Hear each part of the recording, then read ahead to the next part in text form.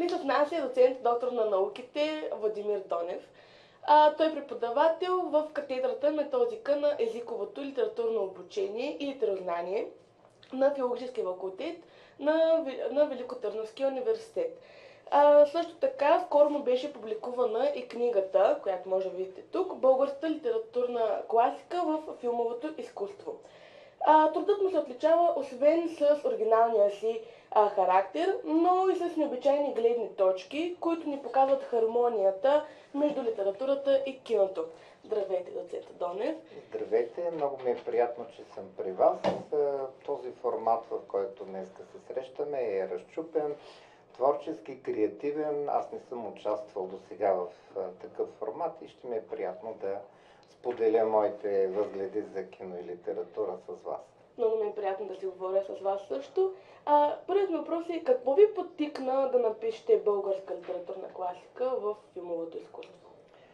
Първото, което да кажа, че аз обичам литературата и киното, но смятам, подхождал съм от гледна точка на образованието и на потребностите в науката, да се конституира един предмет кино и литература, който има своя съдба и традиция в западната хуманитаристика.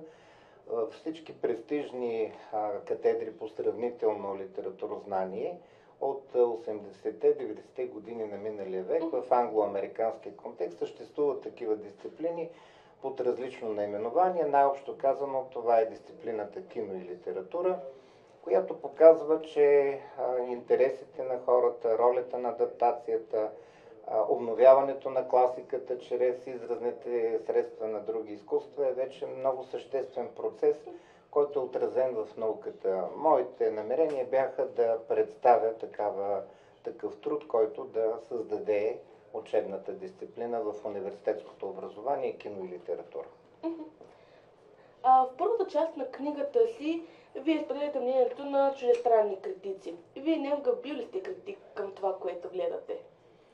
Да, аз съм писал и рецензии за адаптации, тъй като това по-тясно ме е интересувало не само филми, а и адаптации по литературни произведения, тъй като екранизациите и адаптациите са пак филмови творби, но в едно двуположено битие с литературата. Така че аз имам рецензии, чисто за съвременни произведения, които се появяват в този аспект. Иначе съм и литературен критик, оценявал съм съвременни български творби. Преди всичко съм литератор, след това киновед. Смятате ли, че екранизираните книги дават тези емоции и чувства на зрителите, които дават книгите? Да, смятам, че екранизациите, киното като сила на сензитивно влияние на емоционално въздействие върху зрителя, притежава по-големи възможности от словото, тъй като словото се осмисля, неговата дълбочина минава по различен път като знакова система през възприятие, емоция, но и разум, докато визуалният образ има това качество веднага силно да въздейства върху сетивата. И тази комплексност, тази сила може да бъде много добре експлоатирана от киното. Трилърите, например, експлоатират чувството на зрителя за страх, така наречения съспенс, един жанр, който показва априори, че киното може да манипулира дори зрителя. Коя е любимата книга от детството, която гледахте екранизирана, но не ви хареса? Да не ми е харесала. Значи, която ми е харесала, първо ще кажа, е Крадецът на праскове на Емилиан Станев, новелата, която е адаптирана от Въло Радев в началото на 60-те години. Не толкова ми харесват някои любими разкази на Йовков, които са филмирани, обаче твърде статично като телевизионни новели, а не като игрални филми. И също бих казал, че Вечери в Антимовския хан, адаптацията на режисьора Павел Павлов, е добра, но недостатъчно изразителна, за да бъде на нивото на произведението на Йордан Йовков. Има ли екранизирана книга, която никога няма да забравите? Толкова силна екранизация, ще направя едно уточнение. Когато аз гледам екранизация, работят два механизма. един път сравнението с литературната основа и втори път киноизкуството, как пресъздава, как конкретно са постигнати тези неща. Моето възприятие е все пак аналитично, тъй като минава през познанието. Категорични оценки не мога да дам от гледна точка на емоционалност, тъй като емоцията е само един канал първоначален за възприемане, а след това идват и натрупванията на знанието, що е кадър, що е монтаж, как се прави филмова творба, как се композира. Това вече е изкуство. И като познавач на литературата и киното, аз възприемам творбите като естетически конструкти и за това не емоцията е най-прекият път към идентификацията. Тя присъства. Всеки един зрител трябва да се идентифицира с герой или може да избере някаква гледна точка, някаква тема, мотив от творбата, но в крайна сметка професионалното отношение е свързано с естетическата конструкция, с познанието, което опосредства пряката идентификация. Нямам творби, които съм гледал и искам да забравя. Несполучливите се остават в дъното на паметта, но радваме се, че има и сполучливи, мога повече да кажа за българската филмова традиция. Имаме прекрасни адаптации. Тютюн, бих казал, кои са отличителните. Адаптацията по романа Тютюн на Никола Корабов от началото на 60-те. Крадецът на Праскови е една ненадмината кинодраматургична версия на новелата. Осъдени души, филмът на Вало Радев. Последно лято на Христо Христов върху новелата на Йордан Радичков. Привързаният балон, гротесковия подход в киното. По разказа на Радичков "Превързания балон", той има и такава пиеса "Опит за летение". Така че имаме творби и нашето кино е свършило в класическия си период 60-те, 70-те години, когато той е най-силно, е свършило тази работа добре. В съвременния контекст обаче екранизациите не са толкова успешни. Ако вие бяхте режисьор, коя книга бихте екранизирали? Която все още не е екранизирана? Трудно е да се поставя в ролята на режисьора, защото режисьора, казва един наш голям режисьор, професор Станимир Трифонов. Той е завършил българска филология в нашия университет, но става и режисьор. Той казва, всяка една адаптация изисква хирургическа намеса. Трябва да се реже от големия материал, за да се изведе ядрото в драматургията на киносценария. Когато имаме големи хубави романи, да кажем като "Хайка за вълци" на Ивайло Петров, посветени на драматичните събития от колективизацията на българското село през 60-те, 70-те години и по-рано 50-те години, ние трябва да изрежем много интересни и хубави описания на бит, природа, култура, начин на живот, менталитет. Ивайло Петров е прекрасен познавач на народопсихологията на Добруджаница, може би равно с Йовков и последният голям български разказвач, който така познава българското село. Как да отрежем и как бих могъл да отрежа тези прекрасни страници и наблюдения в литературния текст? Т.е. аз трябва да се откажа от литературата и да направя избор в посока на хирургическата операция. Така че трябва да се изградя като режисьор, иначе не бих посмел аз да режа литературния текст. Аз съм само изследовател. Кой ви любимият цитат от книга или филм? Аз не помня добре цитати. От литературни текстове, защото извличането на смисъл е операция от всички художествени съставки на творбата. За да запомниш една фраза означава, че си се идентифицирал с някой герой. Разказвачът често пъти в модерната литература не предава оценки, а той се стреми да бъде невидим. В този смисъл няма сентенции, с които да забуде смисъл и да го изясни в творбата. Така че за момента не се сещам. Според вас кое е по-влиятелно? Представление по книга Ето тук мога да говоря 2 часа, обаче аз ще се опитам да се съсредоточа. Значи става дума за две неща. В един случай говорим за драматизация, в другия случай за екранизация. Това са две разклонения на адаптацията. Адаптацията е по-широко понятие. Можем литературните текстове да ги превръщаме в аудиоформати, четене, слушане и различни други форми на съвременна комуникация, но ще ви дам примери. Иван Вазов е решил сам да драматизира повестта Немилина Драги и се е получило прекрасното произведение Хъшове, пиесата Хъшове. Той сам е превел през друг жанр епическия текст в драматична творба.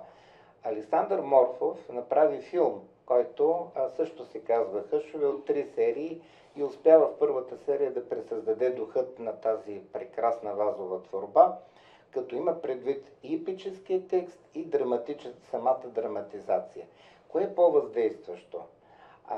Драматизацията и театралното изкуство имат свои възможности, защото ние влизаме в пряк контакт с артистите. Те могат да ни въздействат със своя глас, с физическите си характеристики. Киното въздейства по друг начин. То все пак избира в сценария и в режисурата определени моменти, но ние не можем да изберем кой елемент от сцената ще наблюдаваме и кой герой. Различни са механизмите. Аз наблюдавам и драматизациите и трябва да ви кажа, че драматизациите на повествования са не много успешни. Ще дам веднага пример. Романът Чамкория на Милен Русков, който е много известен с начина на разказване. Разказване в първо лице единствено число, от името на героя Бае Слави, който кара омнибус и среща политически фигури, присъства на различни исторически събития, но когато този повествователен монолог се пренесе на сцената, се получава нещо, което не е драматично. Тоест, говорят се най-смешните неща от монолога, а селекцията не пресъздава драматизма на този монолог. Така че театралната версия, драматизацията на епическия текст Чамкория, направен от нашия голям режисьор Явор Гърдев, всъщност има доста несполуки. Ето случаи, в които повествователните текстове не се пресъздават като жанр, не се трансформират успешно за сценичен монолог, тъй като е едно да имаш повествователен монолог, повествование написано в първо лице единствено число, и друго е да го превърнеш в сценична драматургия, което не се е отдало в този монолог, въпреки че актьора Захари Бахаров играе много добре ролята си. Говоря за сценичната адаптация, че не е достатъчно сполучлива. Как бихте описали диалога между литературата и киното? Ще ви кажа по научен начин, за да се адаптира и за да се представим как една литературна творба става кино, първо трябва да има литературен сценарий. Литературният сценарий може да бъде написан от самия автор, тогава имаме автодраматизация, но имаме и случаи, в които писателите не могат да направят сценарии. Такъв е случаят с Емилиан Станев. Той се захваща с задачата да напише сценарий на Крадеца на праскове, но не му се получава. Решава, че почва да пише нова епическа творба. Трябва да се намери диалог, трябва да се пресъздаде фабулата, сюжета в диалогична конструкция, което се изисква от литературния сценарий. Той не е могъл да го направи и Въло Радев се заема да направи сценарий. Тоест имаме случаи, в които писателят не успява да направи това. Следващият етап е режисьорската книга. Режисьорската книга, вече имаме сценарий, режисьорът се представи как дадена сцена трябва да бъде заснета. Къде ще бъде разположена камерата, как ще се разположат героите, в какъв ракурс, план, ъгъл на снимане ще бъде представена дадена сцена. Известно от историята, че един голям режисьор като Алфред Хичкок сам е правил скиците на тези режисьорски сцени и не е давал никой да погледне в неговите текстове. В съвременната ситуация това се прави със специални програми, които дават възможност на компютър да се изгради режисьорската книга.